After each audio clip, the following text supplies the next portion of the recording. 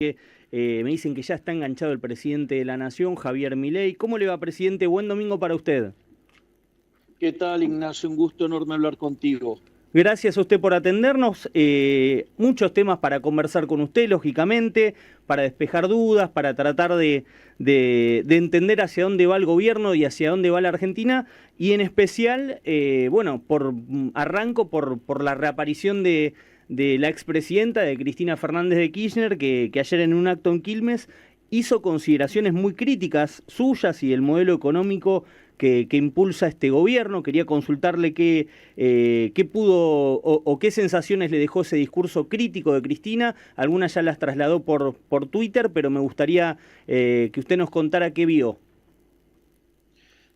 En principio, lo primero que puedo decir es que respecto a otros de sus discursos, el de ayer ha sido un discurso muy pobre. Es decir, ella en general, en sus discursos, siempre había un modelo, digamos, alguna estructura formal más clara. En este directamente carece de una forma orgánica de presentar un tema, o sea, es de una pobreza intelectual notoria, o sea, una caída en la calidad de un discurso de parte de ella que verdaderamente me sorprendió, o sea, y lo único que hizo fue hacer críticas donde quienes hemos leído las cosas que ha dicho en el tiempo y digamos, puede inferir, digamos, que claramente ella sigue abrazada a un modelo que es lo que destruyó a la Argentina. Presidente, ¿por qué cree que reaparece ahora Cristina en este momento? ¿Por qué elige este momento, esta circunstancia? ¿Estaba muy apagada? ¿Estaba casi dedicada a otras cuestiones? No hablar de política y no hablar justamente de usted. Porque están nerviosos. Eh, Cada día es más notable el modo en que va bajando la inflación. En el caso de lo que es precios mayoristas, en diciembre crecieron el 54%, eso anualizado a 17.000. Y hoy la inflación mayorista, la última observación que está disponible fue del 5%. Por otra parte, la inflación en el caso de minoristas, o sea, del consumidor, arrancando de 25, la última observación está en 11. Se espera que Colacor ya debajo de 10 y se espera que para este mes, al menos el consenso de los analistas, la muestran con claridad debajo de los 10 puntos, o sea, ya dentro de un dígito, y la core ya cada vez más cerca del 5%, y esto se suma también al hecho de que se nota con mucha claridad que en alimentos ya llevamos 2 semanas seguidas de deflación, y eso está manifestado en todos los índices de alta frecuencia. Por lo tanto, lo que los argentinos consideraban como el principal problema del país está encontrando una solución. Por otra parte, si bien es cierto que estamos en el peor momento de actividad económica, la realidad es que las fotos que estamos recibiendo son las del, digamos, ya es prehistoria, ¿no? Porque, digamos, ya uno empieza a ver que algunos indicadores estarían mostrando que se está tocando un piso. Hay sectores que están expandiendo con mucha claridad, como ser el caso de la minería, petróleo, gas, agricultura. Por otra parte, uno ve que lo que tiene que ver con los bienes de consumo no durable están estables y bueno, y como cualquier proceso cíclico, los bienes de capital y los bienes de consumo durable se retraen. Pero lo más interesante en esto es que están recortando la caída. Si a eso le sumamos que ya los salarios han empezado a ganarle a la inflación, o sea, eso va a implicar una recomposición de los ingresos de los trabajadores, por lo tanto eso también va a ser un mecanismo que va a poder sostener la expansión de la actividad, digamos, y tener un acompañamiento de consumo. Además, el hecho de el ajuste fiscal que llevamos, que por el momento alcanza a 13 puntos del PBI, digamos, nuestro objetivo es 15, ¿no? Digamos que es cerrar totalmente el déficit fiscal, ya sea el Tesoro y el cuasi fiscal, es decir, el del central. Eso implica un aumento del ahorro disponible que permite que digamos, eso vuelva al sector privado en la forma de crédito, y esta semana ya hasta nos hemos sorprendido con los bancos empezando a dar créditos a 30 años, es decir, volvió el crédito hipotecario, es decir que básicamente los indicadores se están dando muy bien, y si uno lo toma en términos de expectativas, hoy las expectativas favorables ya les ganan a las desfavorables, algo que verdaderamente es increíble. Cuando nosotros arrancamos el número era de 20% y hoy está ya arriba del 50%, y eso se manifiesta en un nivel de imagen de mi persona y de la gestión muy altos, en línea con lo que teníamos cuando iniciamos, y eso tiene una traducción que si hoy fuéramos a una elección sacaríamos 54% de los votos. Por lo tanto, en un contexto de esas características, Cristina Kirchner necesita reagrupar toda la tropa y juntarla toda, digamos, porque si vos juntás a Cristina, a Massa, a Kicillof, es decir, que hoy eso verdaderamente es una bolsa de gatos, o sea, la misma bolsa de gatos que fueron gobernando, y que verdaderamente esas descoordinaciones generaron uno de los peores gobiernos de la historia. En ese sentido es un esfuerzo desesperado para tratar de unirse y que no entren en un camino que, digamos, que les complique aún más su performance electoral. Es decir, es un acto desesperado por mantener vivo a un movimiento político que tanto daño le ha hecho al país, y que la verdad es que necesitaríamos, digamos, por lo menos que se vuelvan más racionales, no de tratar de sostenerse aferrando la economía del planeta de los simios, por decirlo de alguna manera educada. Presidente, abre muchos frentes y no quiero perderme ninguno. Quiero seguir por el lado de la economía, que es realmente también lo que más le preocupa a la gente en este momento. Es decir, por lo que usted me contesta en la pregunta de por qué aparece Cristina, tiene que ver con que usted advierte que hay una situación económica distinta hacia adelante. En base a eso yo le quiero preguntar, primero, ¿cuándo cree que va a estar la famosa B corta, la recuperación? ¿Cuándo realmente vamos a sentir los argentinos una recuperación en el bolsillo? ¿Y cuándo el salario le va a empezar a ganar a la inflación y se van a empezar a recuperar? Pero ya, digamos, de hecho los últimos datos están manifestando esto, de que los salarios le vienen ganando a la inflación, y además con una inflación en baja. Por lo tanto, esa recomposición ya está empezando a tomar curso. Fue de manera leve en el último mes y ahora se va a empezar a sentir de manera más ostensible. Por lo tanto, eso, de hecho, Ignacio, ha vuelto el crédito hipotecario. O sea, esa es la mejor muestra de que la gente le está empezando a ir mejor y que todo el mundo ve que le va mejor, es así. Es más, de hecho, los primeros que lo vieron fueron los de afuera, ¿no? Que se manifestó en el mercado de bonos. Pensá que nosotros recibimos un país con 2.900 puntos básicos de riesgo país, y hoy está en 1.200, es decir, los bonos pasaron de $18 a $60. Eso significa que las tasas de interés van a ser más bajas. Las tasas de interés más bajas no solo que te permite, digamos, generar crédito, sino que además eso vos lo podés traducir en crecimiento. Entonces, en general, además, cada vez que la tasa de interés baja de esa manera, digamos, o sea, termina siendo expansivo. Y después hay otros elementos que también contribuyen a la expansión, ¿no? Digo, el hecho de que Argentina sea una economía que está subcapitalizada, es decir, después de 20 años de destrucción populista del capital, eso te da una base para que vos puedas crecer genuinamente si estabilizás.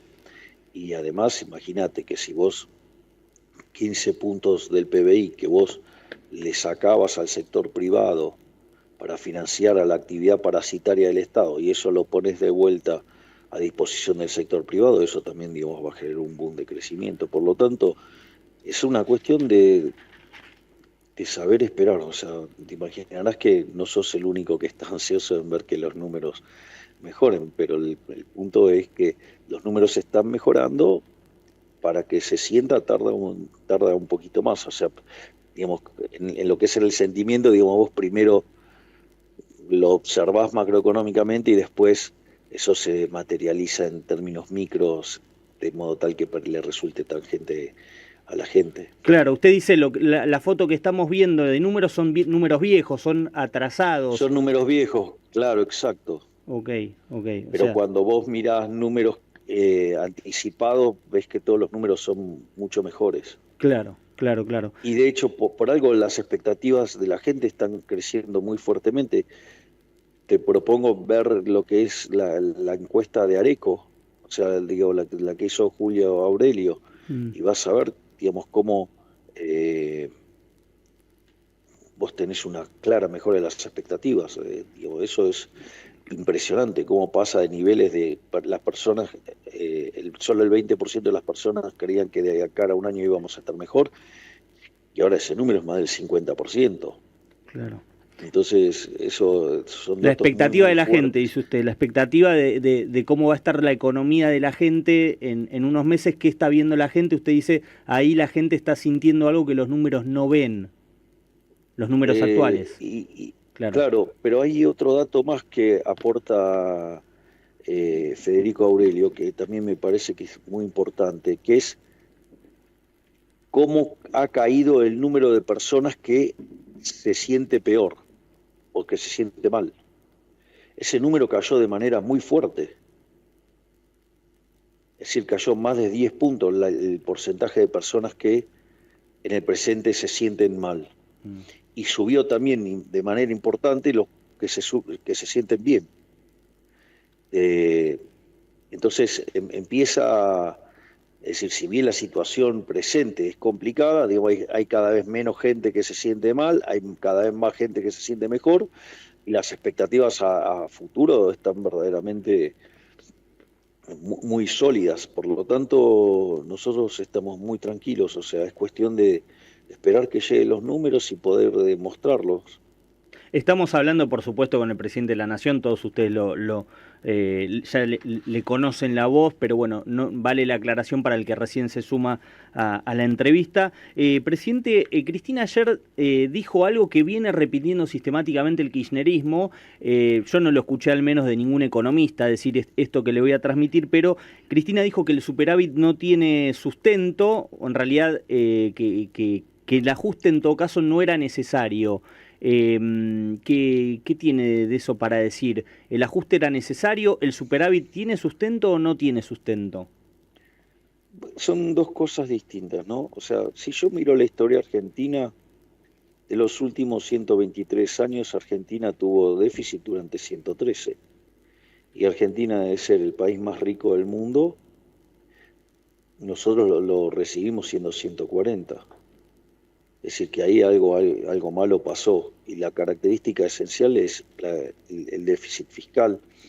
Cuando usted tiene un déficit fiscal, lo tiene que financiar. Entonces, por ejemplo, ¿qué es lo que hace el político convencional estafador? Lo financia con deuda, porque la fiesta presente, es decir, los que votan hoy, se la transfiere a las generaciones futuras que hoy no votan. Entonces, ¿y cómo se manifiesta eso después? Que Argentina hoy es el máximo defaulteador serial.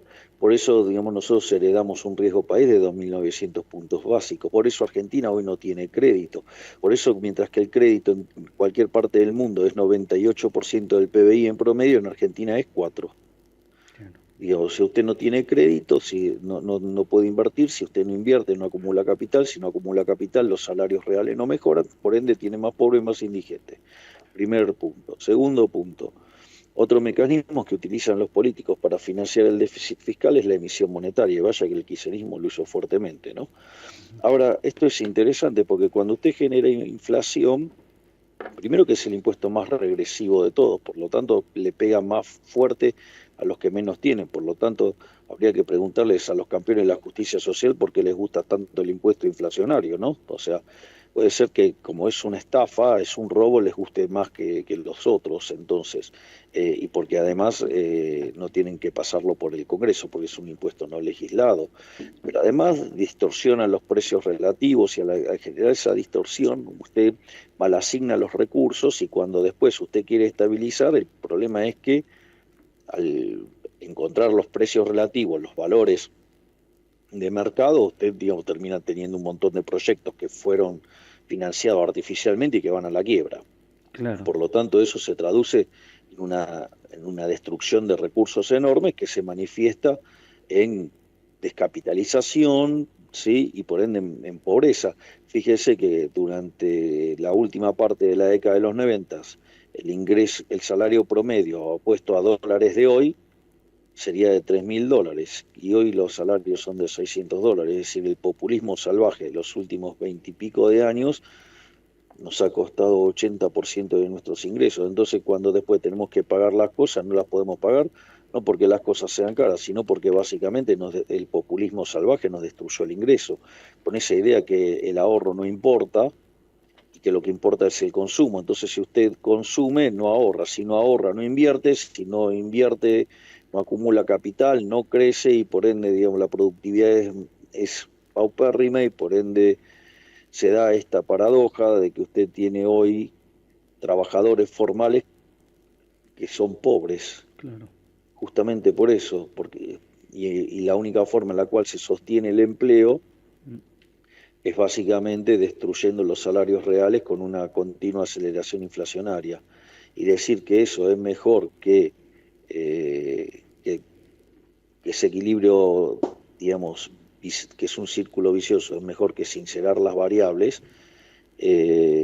Claro, no le gusta ese sinceramiento a Cristina porque aparece el desempleo y entonces ahí tiene que entender que justamente las reformas que siempre se piden, que son las reformas del mercado laboral, digo, justamente tienen sentido para evitar ese problema, pero digamos, o sea, de vuelta, ahí no logra conectar.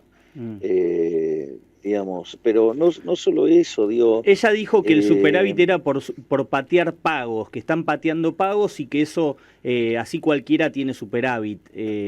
¿Usted qué le dice en ese aspecto? bueno, a ver, digamos, ellos han hecho del recurso de libramientos sin pagos eh, a gusto y piacere, digamos, durante toda su gestión, digamos, o sea, con lo cual eso se suele hacer, digamos, mucho para maquillar los números por parte de ellos. Lo que pasa es que lo que ella no entiende es que nosotros hemos decidido cortar con determinadas partidas. Es decir, no es que las hemos pateado, las hemos decidido cortar. Ah, Nosotros hemos decidido cortar la obra pública. La obra pública es la demostración más palmaria de la corrupción en Argentina. Obviamente, digamos, un gobierno que, digamos, extremadamente corrupto y donde la corrupción la viabilizaba por la obra pública, obvio que le parece un disparate cortar la obra pública.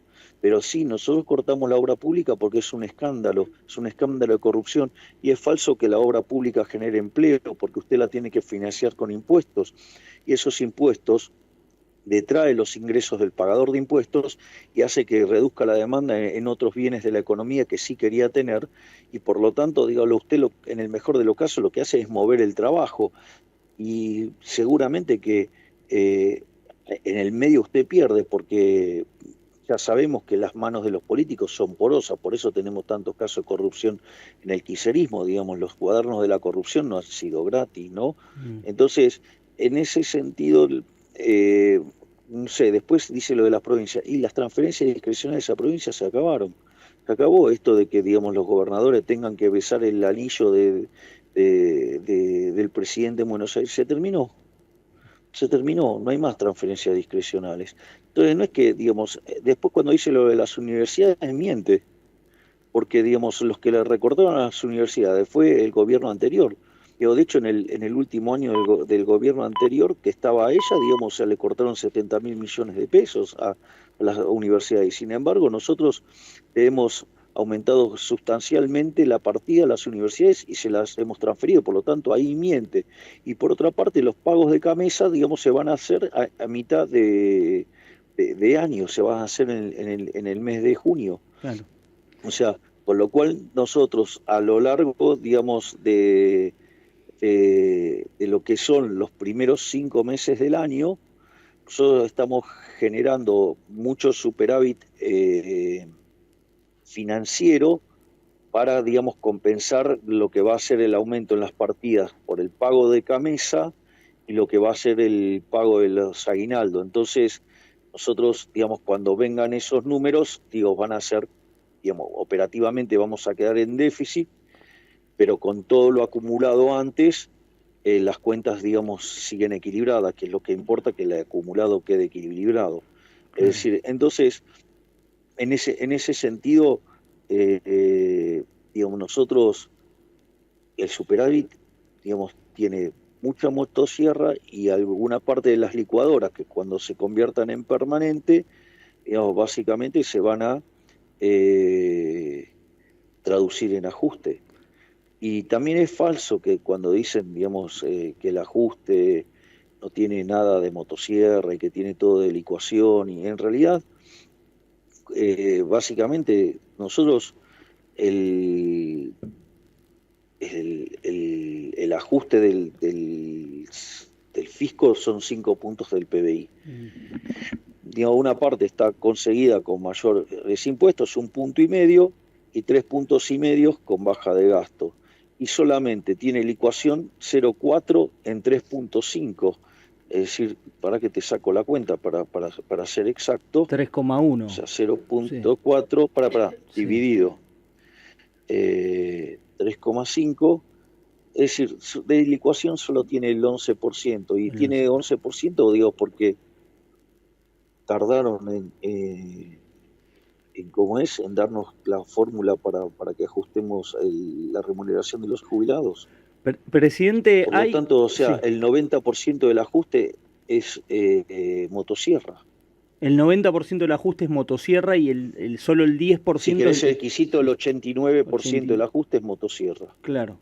Presidente, cuando lo mirás en la perspectiva anual. Respecto a la inflación le quiero preguntar, porque bueno, se trascendió esta semana, de hecho lo dijo el vocero Manuel Adorni, que estaban recibiendo números de que podía ser de un dígito el número en abril, y algunos economistas del sector, algunos economistas privados que hacen estudios realmente muy serios, dicen que en mayo podría estar en torno al 5%, que se anticipan a pensar en un número así. ¿Usted avala estas dos pronósticos?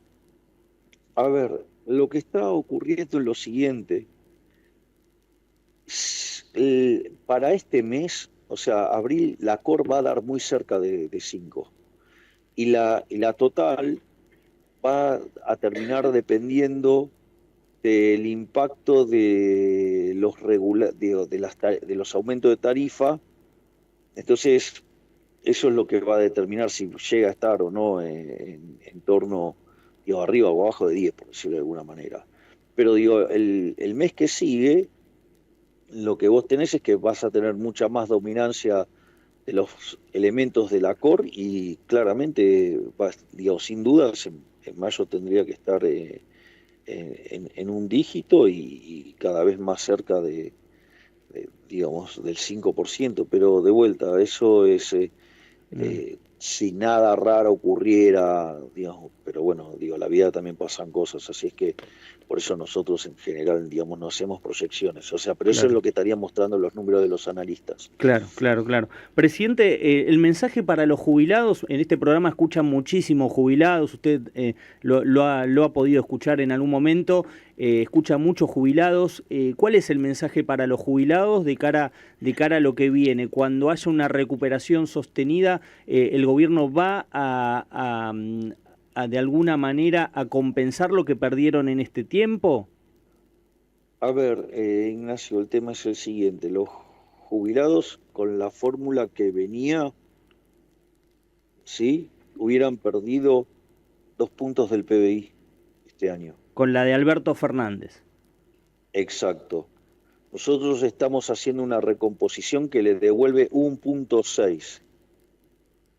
Ese 0,4 que se pierde en rigor es lo que estuvo perdiendo ahora. Ahora ya digamos, para los jubilados ya viene la recuperación. Para los jubilados viene ahora la recuperación. Exactamente. Bueno, es interesante. Por eso envié ese DNU. A ver, ¿por qué, presidente? ¿Por qué? Porque muchos lo cuestionan por el DNU, claro. Y para que, digamos, empiece ya a correr el ajuste por inflación y para que recomponerle los ingresos a los jubilados. Claro. O sea, sin su DNU, usted dice, los jubilados hubieran perdido muchísimo más. Exactamente. Presidente, esta semana hubieran perdido, digamos, al cierre del año terminan perdiendo 2 puntos del PBI. 2 puntos del PBI. Entonces nosotros le estamos devolviendo 1,6. Pero yo no tengo la culpa, digamos, que el Congreso me trabe las cosas y que básicamente se haya convertido la política en una máquina de impedir. Lo que usted tiene que tener en cuenta también es que nosotros obramos con las herramientas que tenemos. O sea, el Congreso fue una máquina de impedir hasta este momento. Bueno, ahora parece que o sea, la todo ley... lo que estamos logrando es a pesar de la política, pero no a pesar de la política porque la política no acompañó, a pesar de la política obstructiva y destructiva que llevaron muchos, digamos, partidarios de la oposición. Ahora parece que hay un principio de acuerdo por la ley bases, eso usted lo sigue con atención. Imagino que, bueno, de hecho el gobierno ha hecho otro recorrido para sumar voluntades y parece que está encaminado. ¿Usted cree que va a salir esa ley? A ver, eso es un tema que está llevando de manera muy, muy intensa el ministro Francos, que estuvo hablando con usted la semana pasada, así que tiene ahí mejores detalles de cómo viene eso. Claro. Digamos, yo cada vez que hablo con el ministro Francos lo veo muy optimista. ¿Está conforme con el trabajo de Francos? Estoy conforme con todo el trabajo de todos mis ministros, son maravillosos. Claro. Si no, ya los hubiera echado.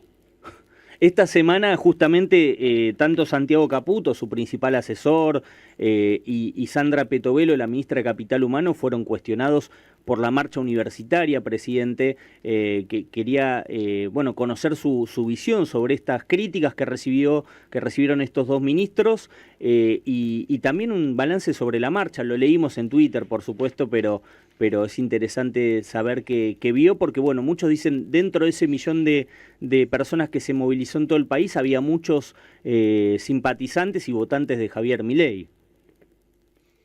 Eso último es falso, pero no importa, es una mentira que están intentando instalar desde la oposición. Es mentira. Ok, pero vamos a las cosas. Digo, ¿por qué es cuestionada recurrentemente Sandra Petovelo? ¿Lo puedo contestar con una pregunta? Bueno. ¿A usted le consta que todos los días está saliendo un montón de casos de corrupción? Sí, la mayoría de denuncias de su gobierno la hace Sandra Petovelo, es cierto eso, sí. Sí, de hecho ayer conocimos una nueva. Usted contestó la pregunta que venía atrás también. Es decir, a ver, la ministra Petovelo es una máquina de descubrir, digamos, actos de corrupción y los denuncia y los lleva a la justicia todo el tiempo. Entonces, cuando le toca el negocio a alguno, obviamente los grupos de poder responden y la van a operar. ¿Por qué? Y porque es quien está llevando a cabo el trabajo de depuración más profundo que se conozca en la historia argentina. Es decir, ahora, obvio que entonces, digamos, los que tengan poder de lobby van a afectar y van a jugar sus fichas para tratar de llevarse puesta a la ministra Petovelo, porque básicamente les está destapando todos los curros, toda la corrupción. O sea, por lo tanto, se imaginará que yo no estoy dispuesto a entregar a una ministra que está haciendo un trabajo excepcional, terminando con todos los curros que había vinculado a las políticas sociales. Claro, digo, el primer punto. Sí. Primer punto. O sea, segundo punto. Lo que tiene que ver con la marcha. Lo que uno tiene que entender es que el reclamo puede ser un reclamo genuino, por decirlo de alguna manera, pero construido sobre una mentira. A ver. Es decir, claro, porque, a ver, nosotros nunca dijimos que vamos a cerrar las universidades. Nosotros nunca dijimos que le íbamos a quitar financiamiento. Nosotros lo único que pedimos y que buscamos es que como las universidades públicas están siendo financiadas por los pagadores de impuestos, los números tienen que ser auditados. Es decir, ¿y quién no quiere ser auditado? Y los ladrones no quieren ser auditados. Si los números fueran transparentes, podrían ser auditados. Pero ¿quién no quiere ser auditado? Y el que roba. Entonces, tomaron una causa noble, la política la prostituyó, armó una falacia del hombre de paja, dijo que nosotros queríamos hacer cosas que nunca dijimos que íbamos a hacer, y nos criticaron por lo que ellos dicen que nosotros dijimos que íbamos a hacer. O sea, una construcción, digamos, de una miserabilidad. Digo, esto fue la campaña del miedo de Massa, digamos, en la campaña electoral. Fue la reedición de la campaña del miedo. Fue lo mismo. Y claro, entonces toman una causa noble y la prostituyen con un objetivo político. ¿Y dónde se ve esto de mejor manera? Se ve en quiénes fueron las caras de esa marcha. ¿Quiénes fueron las caras de esa marcha? Bueno, usted puede decir, sí, estaban los estudiantes. A ver, ¿y quién más estaba con los estudiantes? Bueno, estaban, por ejemplo, la CGT. Estaba Pablo Moyano. La verdad que no los veo muy compatibles con eso. Estaba el ala progresista, digamos, de la Unión Cívica Radical. Estaba la Cámpora, estaba Kicillof y la provincia de Buenos Aires, estaba el Frente Renovador y Massa, estaban los piqueteros, estaba todo el arco de la izquierda. Entonces, estaban, digamos, los que defienden los regímenes autócratas, ¿no? Porque había gente, digamos, con profundo sentimiento antisemita ahí también, ¿no? Entonces, cuando yo miro ahí, digamos, la foto es el tren fantasma. Entonces tomaron una buena causa y la prostituyeron y la hicieron un tema político. Y lo que tiene que ver, digamos, con los que fueron a la marcha, salvo los que contrataron como actores para que den esos testimonios. Hubo actores. Y sí, hubo algunos, y de hecho en redes sociales saltaron los videos de gente que, digamos, usan para hacer declaraciones. Por lo menos tendrían que ser más vivos y hacerlo, variarlos, para que uno no se dé cuenta. Pero al margen de eso, hay algunos lugares donde nosotros, digamos, no somos justamente los más queridos. O sea, en el kirchnerismo. Lo dice por el kirchnerismo, que ustedes no son queridos en el kirchnerismo. No, hay lugares en algunas facultades. Ah, ok, entendí. Nosotros no somos populares. Claro. O sea, justamente, digamos, odian a nuestro pensamiento. Y además, o sea, nos censuran y nos bloquean la entrada también, ¿no? Sí, son bastante totalitarios. Claro. ¿En dónde? ¿En economía, por ejemplo? ¿En la Facultad de Economía? ¿De Ciencias Económicas? Digamos, en varios lugares hacen bloqueos y, digamos, lo que pasa es que en algunos son un poquito más violentos que en otros. O sea, presidente, usted por lo que me dice, tuvo la marcha componentes nobles, como puso en su posteo, atendibles, la falacia del hombre de paja, que dice que le inventaron iniciativas que ustedes no tienen, y por otro lado, que estuvo... Nos criticaron por esas iniciativas que nosotros no dijimos, pero que ellos dicen que nosotros dijimos, y a partir de ahí montaron un circo político. ¿Quiere que le diga algo? ¿Qué? Es decir, en el fondo, ¿sabe lo que muestra eso? El miedo que me tienen, lo grande que soy respecto a ellos, lo poca cosas que son ellos respecto a mí. Porque se tuvieron que juntar todos, toda la izquierda, el Frente Renovador, Massa, Kicillof, la provincia de Buenos Aires, sí, digamos, la Cámpora, digo, todas cosas heterogéneas, ¿sí? Los piqueteros, las organizaciones sociales, la Madre de Plaza de Mayo, el radicalismo progre, todos esos se necesita, si usted para ir a pelearse con uno necesita llamar a 50 tipos, qué grande es ese uno para que usted tenga que requerir a todo este rejunte. Quiere decir que ninguno de esos está a la altura de tener una discusión ínfimamente razonable. Le diría que es un triunfo político maravilloso de la libertad avanza lo que pasó ese día. Un triunfo. Digo, porque mostró, claro. Y por eso, de hecho, digamos, en algunas encuestas, no solo que no cayó mi imagen, sino que en algunas subió. O sea, tras la marcha usted dice que subió la porque imagen. sirvió para ver de qué lado está cada uno. ¿O acaso no terminó ordenando más al sistema político? Y es más, después apareció, digamos, el problema en la Universidad de Chaco, donde tuvieron que correr al rector, digo, por caso de corrupción. Ahora, sin embargo, presidente... Mire cuando empecemos a avanzar con los temas de auditorías. Van a avanzar con las auditorías. Digamos, no, ¿a usted qué le parece? Claro, eso es muy importante. Es muy importante. No, es muy importante. ¿A usted le parece bien que los políticos le roben a los chicos universitarios?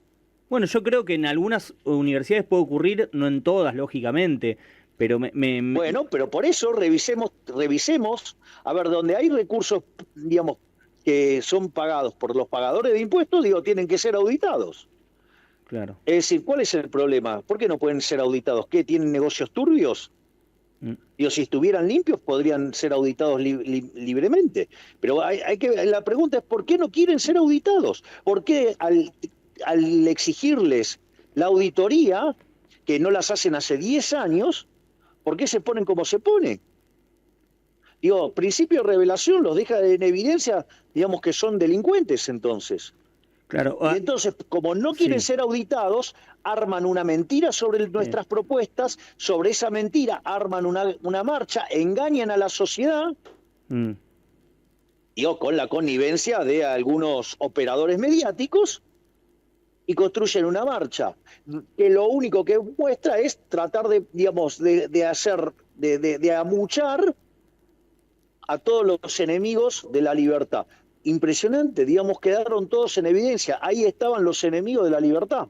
Ahora, presidente, ¿usted no evaluó la posibilidad del día previo a la marcha salir a desmentir esto, lo de la educación pública, que no le iban a desfinanciar, que no se iba a cortar el presupuesto, que no venían a terminar con la educación pública? La plata ya había sido girada. Si la plata había sido girada y aún así lo hicieron. Está la declaración de Jacobiti diciendo, bueno, sí, la plata la giró, pero igual lo hacemos por las dudas. O sea, para usted... Sí. Bueno, pero para usted alcanzaba con eso. Hay mucha gente, se lo digo porque hay mucha gente que desde la defensa de esa bandera noble marchó, e incluso tal vez el porcentaje es menor, eso no lo quiero entrar a discutir, pero me consta que hubo mucha gente, presidente, que marchó y que lo votó usted en el balotaje. Pero, de vuelta... Sí. Digo, que esto no implica que no lo siga apoyando, no, esto no implica que la gente no lo siga apoyando.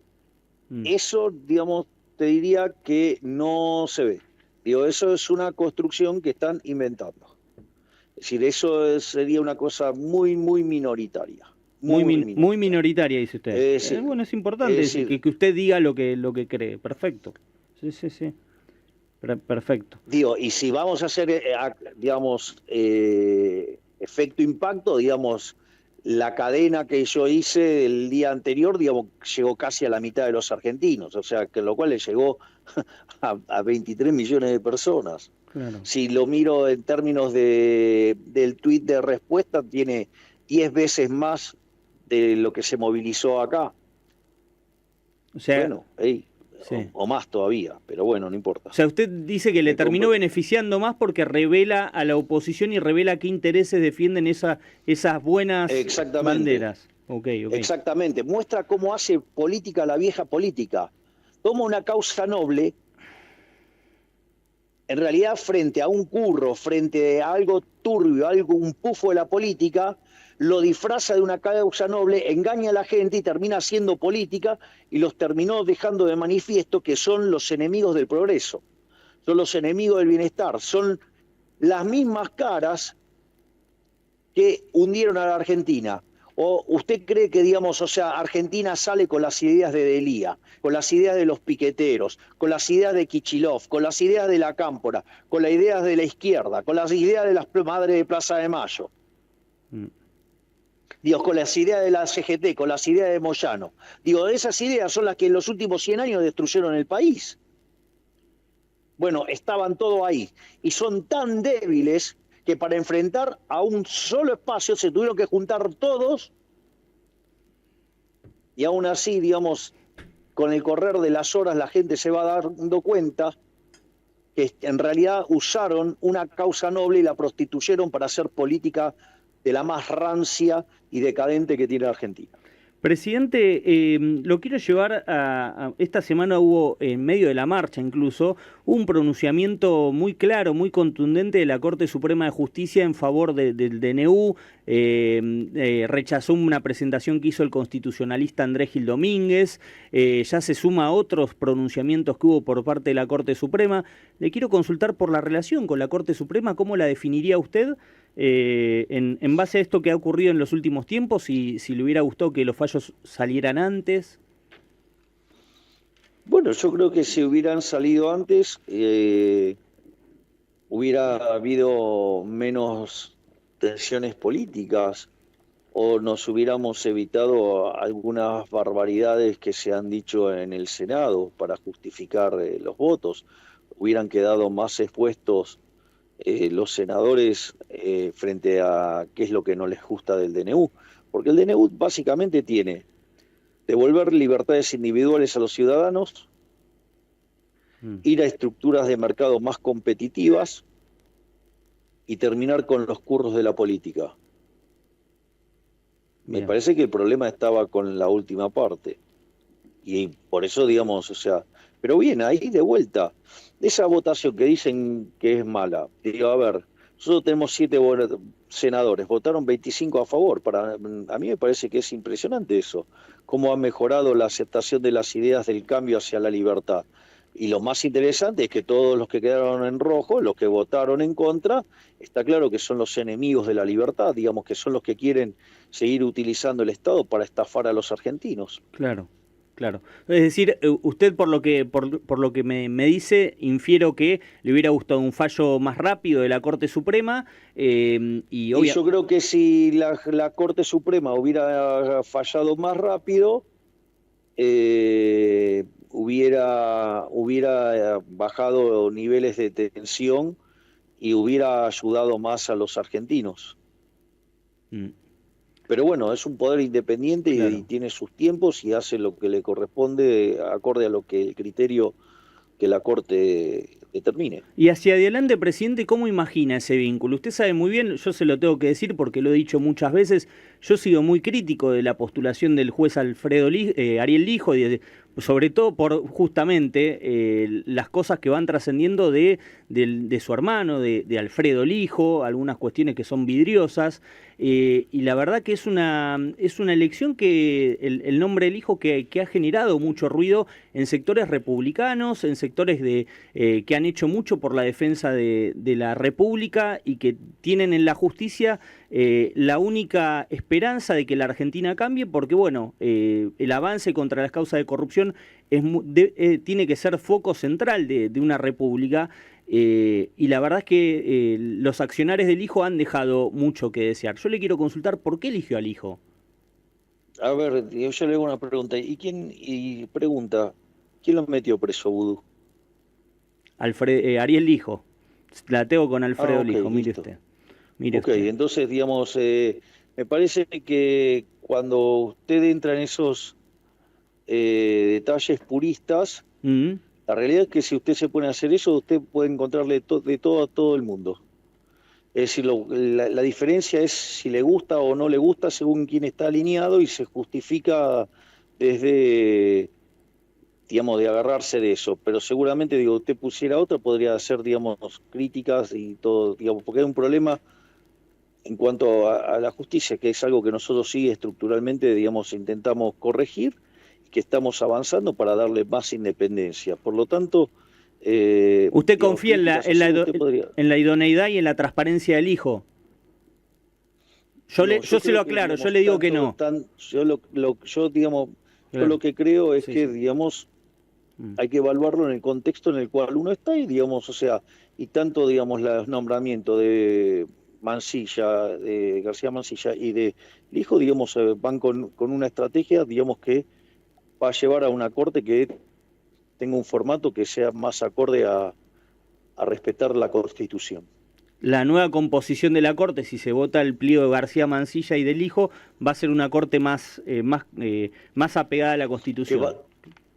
exactamente, que es lo que nosotros estamos buscando. Una corte, digamos, que esté alineada con los valores de la Constitución. ¿Por qué? Porque es una Constitución liberal. Consecuentemente, lo que necesito es una corte que sea, digamos, acorde a los valores de la libertad, si fuera por eso. ¿Son los Y eso es dos? lo que necesito. ¿Se tienen que aprobar los dos presidentes? ¿Esa es de alguna manera la expectativa que tiene? Si no se aprueban los dos, que no se apruebe ninguno. La expectativa es que pasen los dos. Mm. ¿Y cree que tienen los votos usted, presidente? Usted por lo que habla con francos, con... Digo, están trabajando en eso. Claro, claro. ¿No le hace ruido, presidente, que las causas contra el kirchnerismo estén tan retrasadas? No se lo digo por Lijo solamente, en este caso digo en general. ¿Le gustaría que hubiera más celeridad? Usted dice, Petovelo denuncia muchas cosas, algunas parece que avanzan, otras que no, depende del juez. Bueno, pero de vuelta, nosotros somos el Poder Ejecutivo, no tenemos por qué meternos en el Poder Judicial. Lo que nosotros tenemos que tratar es darle la mayor libertad posible al Poder Judicial, Claro. no intrometernos en el Poder Judicial. Ese es bien antirrepublicano el comentario que me haces. No, le pregunto si no le hace ruido, no le estoy diciendo que se intrometa en la justicia, al contrario, Y, estoy... pero que digo, o sea, bueno, está bien, pero, o sea, de vuelta, pero yo, digamos, tengo una responsabilidad que es el manejo del Ejecutivo, entonces no me puedo estar metiendo en las cosas vinculadas a la justicia. No, en eso yo no le pido que se intrometa, al contrario, la política se metió demasiado en los últimos tiempos. Bueno, En... bueno, por eso, digamos, de hecho, durante la campaña he sido agredido fuertemente por distintos sectores por no expresarme sobre cosas que tiene que hacer la justicia. Y cuando la justicia se manifestó, digamos, apoyé lo que hizo la justicia. Claro, usted lo dice por Cristina, lo pongo en contexto a la gente. Nosotros muchas veces le decíamos, ¿por qué no dice tal cosa de Cristina? Usted, claro. Ustedes tuvieron un hostigamiento feroz sobre mi persona para que dijera cosas de Cristina, digamos, cuando, digamos, Cristina estaba siendo juzgada. Entonces, Claro. o sea, yo no iba a decir nada hasta que no estuviera juzgada. El día que fue juzgada, y le caí Lo con dijo. todo. Claro. Pero en línea con lo que dice la ley.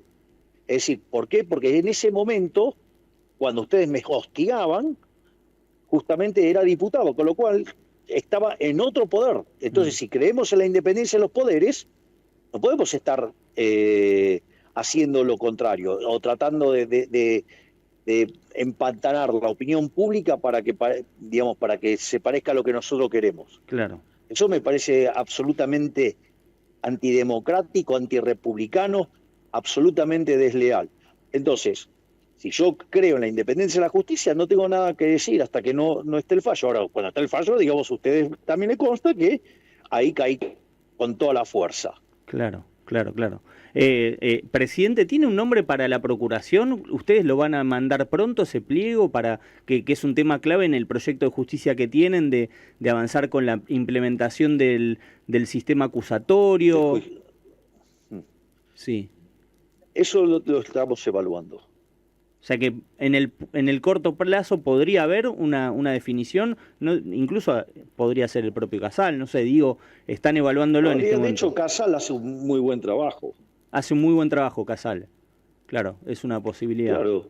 Claro. Entonces, digo, la verdad es que tocar lo que funciona parece como un poco complejo, ¿no? Está funcionando bien, Digo, Casal. Está trabajando bien. Casal hace bien su trabajo. Claro, claro. Es una definición, presidente. Hasta ahora se decía mucho, entiendo que, bueno, que estaba viendo otros nombres, que evaluaba, incluso se barajaron distintos nombres, no sé de dónde salieron, yo no contaba con esa información, pero me consta que trascendió.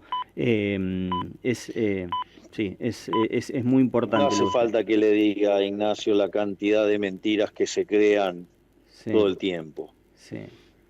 Presidente, ¿por qué le molesta tanto la opinión de los periodistas? La verdad que a mí me llama mucho la atención porque usted es un hombre que se ha bancado, incluso conmigo mismo, se ha bancado un ida y vuelta muchas veces muy intenso, pero a mí me sorprende sobre todo hay dos o tres casos que realmente me generan inquietud, el tema de Joaquín Morales Solá, el tema de Jorge Fernández Díaz, colegas como Jorge Lanata, colegas que han hecho mucho por la defensa de la República. Es un tema en el que la verdad no termino de comprender por qué, porque, bueno, uno entiende que hay en todas las profesiones hay periodistas o hay personas que hacen determinadas cosas que no son bien habidas, pero en el caso de estos tres colegas, en el caso de muchos colegas que han sido agredidos, digo nombres, recuerdo nombres, no me quiero perder de ninguno, pero la verdad son periodistas que han defendido la República en momentos muy, muy oscuros,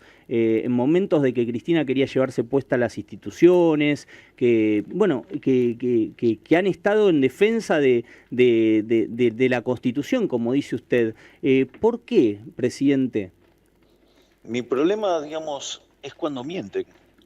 Cada uno de los casos que a mí me endilgan de discusiones son cuando los encuentro mintiendo y los dejo en evidencia. Mm. Pero que, digamos, o sea, ¿acaso los periodistas pueden mentir, calumniar, injuriar, que son una casta superior, que tienen derechos sobre el resto de los habitantes? Entonces, ellos pueden decir todo lo que quieran y uno no puede contestar. Digo, ¿por qué, digamos, o sea, ustedes los periodistas quieren limitar mi derecho de expresión? No, yo al menos no, Bueno, esa es la pregunta. Entonces, no, la pero pregunta hay, es, sí, ok, entonces, primer punto, somos todos iguales ante la ley, primer punto. O sí, sea, eso sí, sí, obviamente. Sí, sí. digamos, o sea, digamos, yo también me puedo expresar, no es que tengo prohibido expresarme. No, al contrario, Segundo, no, ¿por qué no? segundo, digamos, si alguien me critica, podría contestar la crítica y dar mi visión de las cosas, con lo cual es parte del debate. Ahora, la pregunta es, mentir, calumniar, injuriar, ¿eso está bien? No, Si pero yo encuentro a periodistas mintiendo, calumniando, injuriando, mm, ¿por qué no puedo dejarlos de manifiesto? ¿Por qué no los puedo exponer que están mintiendo, calumniando, injuriando? Digo, porque todos los casos que me señalaron, claro. digo, son personas que han mentido, calumniado y me han injuriado. Por ejemplo, Pero nos el podemos señor equivocar Jorge los Lanata. periodistas. Para. Sí. Señor Jorge Lanata, a mí me acusó de venta de candidaturas. Pidió perdón, digamos, ahora que el fallo fue que era mentira eso. Todos los periodistas que dijeron esa barbaridad, ¿pidieron perdón o miran para otro lado? Pero, presidente, los periodistas nos podemos equivocar. De hecho, yo me he equivocado, lo he aclarado Bueno, pero después. ¿sabes cuál es el problema, Sí, Ignacio? sí. Que el error, Sí. digo, la definición de error técnicamente que se llama es que sea ruido blanco, es decir, que esté normalmente distribuido. ¿Qué quiere decir esto? Que un día le errás para un lado y otro día le errás para el otro. Mm. Ahora, cuando vos le errás todo el tiempo para el mismo lado, eso ya dejó de ser error. Entonces, si durante la campaña electoral vos te equivocaste, durante 2 años estuviste mintiendo para un lado, bueno, entonces, hey, o te equivocaste siempre para un lado, hey. Pero bueno, de Lanata, de Morales Solá, de los periodistas Pero que yo le nombré. te estoy dando un caso donde claramente mintieron sobre el tema de la venta de candidaturas. ¿Alguien pidió perdón por eso? Pero han raspado a todos estos periodistas, ¿eh?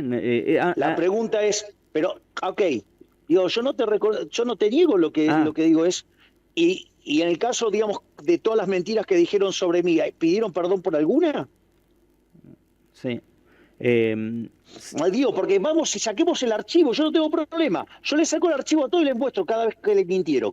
¿Sabe qué pasa, presidente? O sea, Yo entiendo lo que usted Ignacio, dice. Sí, Ignacio, yo vos lo, estás sí. diciendo que entonces avalás que mientan, No, que no, no. mientan, que No, no. calumnien, que injurien. ¿Pero en qué Bueno, momento? No, no lo entonces dije, digo, no, ¿por qué, no. digamos, o sea, pretendés que yo no me defienda frente a la mentira, la calumnia y la injuria? No, no, no, yo no le estoy diciendo eso. Yo lo que le estoy planteando es esto, que es algo que incluso su archirrival, Cristina Kirchner, ya lo empezó a utilizar, presidente, que es, no sé si usted vio la entrevista completa, hay una parte que ella dice, convendrán que después de este presidente soy la condesa María Eugenia de Chicov.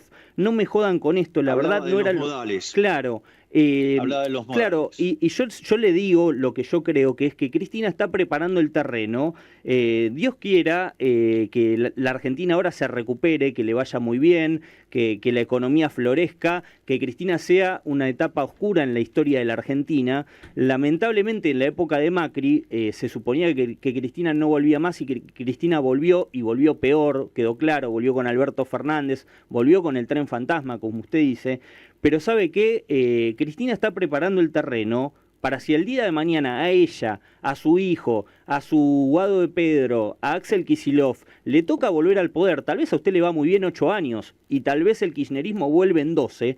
Y cuando lleguen 12 años va a decir, ¿saben qué? Ustedes que lo apañaron a Javier Milei cuando le contestaba tan fuerte a estos periodistas, ahora se la van a tener que bancar y van a volver con mayor vehemencia. Ese argumento es falso y tiene varias falencias en el medio.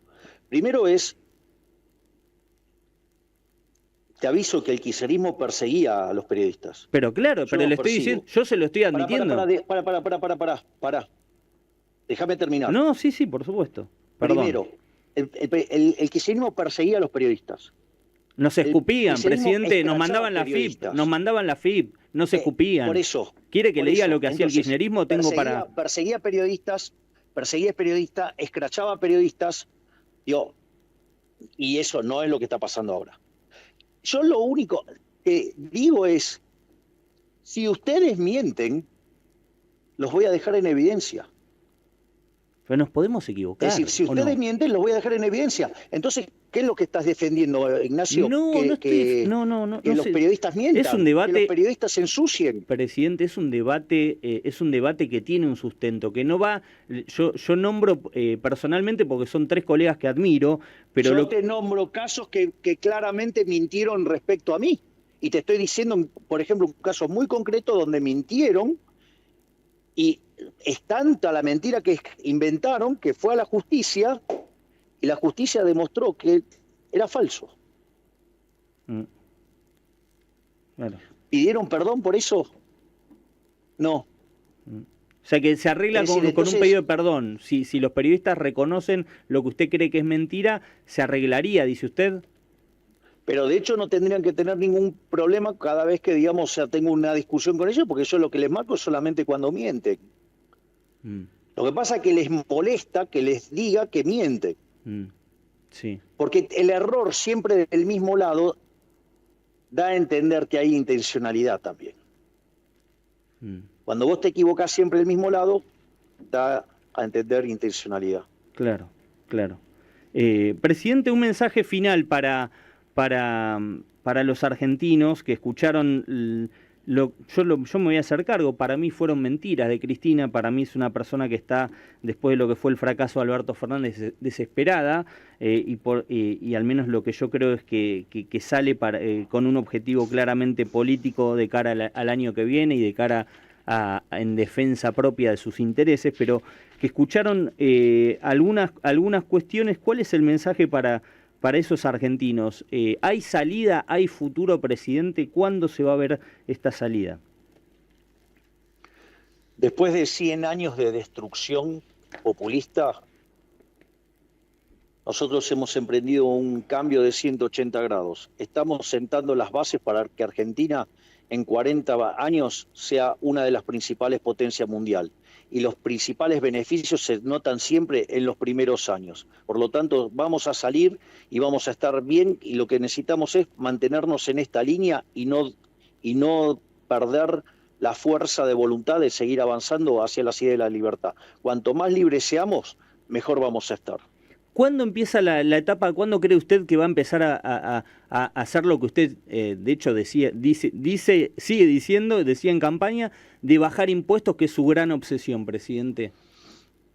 Cuando la economía esté creciendo, vamos a pisar el gasto público y todo lo que se genere de superávit lo vamos a devolver bajando impuestos. Claro. ¿Y el precio del dólar es el correcto? Vio que los economistas dicen que hay un atraso cambiario y demás en base a la inflación.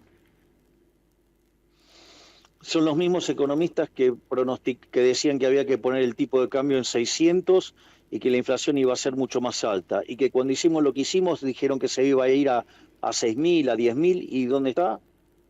El de mercado en 1.000 y no hay brecha. Listo, digamos, o sea, no me puedo hacer el problema, digamos, por los eternos pifiadores. El problema lo tienen ustedes, que le dan, digamos, importancia a tipos que pifian sistemáticamente y que tienen marcos analíticos inconsistentes. ¿Qué quiere que le diga? Bueno, si no le hubiéramos dado espacio a los economistas, usted tampoco le hubiéramos dado en su momento, en 2015, presidente. Bueno, denos la derecha también. Convengamos que mi track record es bastante mejor que la industria. Presidente, para cerrar, hay una frase... ¿Sabe cuál es la diferencia? Sí. ¿Sabe cuál es la diferencia? ¿Cuál, presidente? Que yo no vivía de oráculos, yo vivía de tomar decisiones. En el privado, dice usted, claro. Y sí, claro. Presidente... Bueno, ahora también vivo de tomar decisiones como presidente. Presidente, hay una frase que me quedó de Cristina que me la había olvidado preguntarle. El presidente habla de adoctrinamiento en los colegios. Si hubiera habido adoctrinamiento, él no sería presidente. A mí me parece que a los chicos los ha subestimado esta mujer, ¿no? Obviamente que lo ha subestimado, pero que ellos intentaron adoctrinar no tenga duda. Lo que pasa es que el espíritu de la libertad es más fuerte que el espíritu opresor de los socialistas. Por eso, digamos, le hemos ganado y le vamos a seguir ganando. Y lo único que tenemos que hacer es involucrarnos en la batalla cultural, porque si nos involucramos en la batalla cultural no tiene chance alguna de un sistema basado en la envidia, en el odio, en el resentimiento, en el trato desigual frente a la ley y el asesinato como es el socialismo, no tiene ninguna posibilidad frente a nosotros. Por lo tanto, digamos, abrazar la idea de la libertad es abrazar la idea de la prosperidad. Usted dijo que sacaría 54% si se presentara, si hubiera elecciones hoy. ¿Le gustaría enfrentar a Cristina? El número 54 me parece que no fue casual que usted lo utilizó. No, fue lo que dio la encuesta de Federico Aurelio, digo, no es que... ¿Pero le gustaría enfrentarla a Cristina? Esas cosas. ¿Le gustaría enfrentar a Cristina? Usted enfrentó a Massa. Sí, sería maravilloso, enfrentar a Cristina sería maravilloso. ¿Imagina un 2027 frente a Cristina? Sería divertidísimo. Sería ponerle el fin a la historia más negra de la Argentina, después de la dictadura. Presidente, le agradecemos mucho. ¿Le faltó algo por decir? ¿Omití algo? Estoy repasando acá los temas que me he hecho un punteo. ¿Quiere decirle algo más a los argentinos? Por supuesto, tiene el micrófono, presidente. Le agradecemos. Nos ha concedido una hora. Es un hecho histórico para Radio Rivadavia. Que Dios bendiga a los argentinos, que las fuerzas del cielo nos acompañan y viva la libertad, carajo. Presidente de la Nación, ha sido muy amable por este ratito con Radio Rivadavia. Le agradecemos mucho y estamos en